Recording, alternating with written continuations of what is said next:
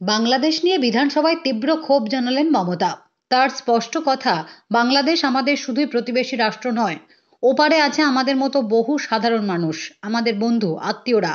আর গত কয়েকদিন ধরে তাদের উপর চলছে অমানসিক অত্যাচার, অথচ কেন্দ্রীয় সরকার নীরব দর্শক। এই অবস্থা চলতে পারে না।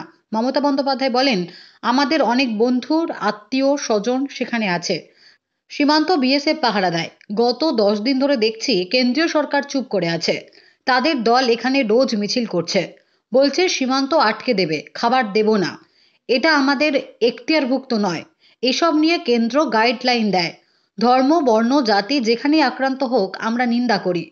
আমরা শুধু চাই শান্তি ফিরুক। এরপরেই বাংলাদেশ ইস্যুতে কেন্দ্রের উপরে চাপ বাড়িয়ে মুখ্যমন্ত্রী বলেন, আমাদের বন্ধুদের উপর যেন অত্যাচার না হয়, প্রধানমন্ত্রী কথা বলুক। মমতার কথায় টেবিল চাপড়ে সমর্থন জানায় তার দলের বিধায়কেরা।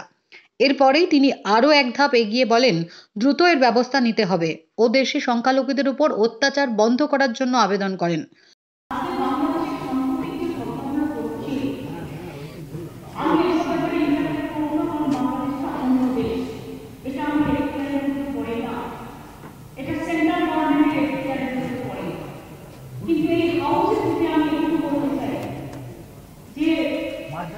কিছুদিন আগে আমাদের প্রায় ৭৯ জন মৎস্যজীবী তারা ট্রলার নিয়ে ভুল করে ঢুকে গিয়েছিল।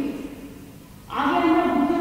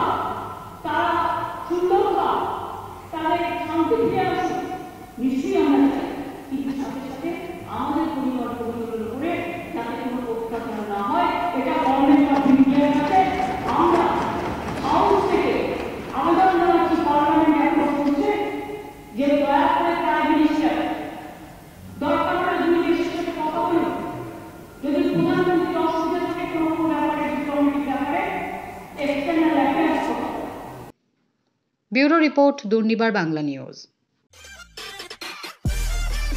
সব খবর সবার আগে পেতে আমাদের চ্যানেলটি সাবস্ক্রাইব করুন এবং পাশে থাকা বেল আইকনটিতে ক্লিক করুন, লাইক ও শেয়ার করুন।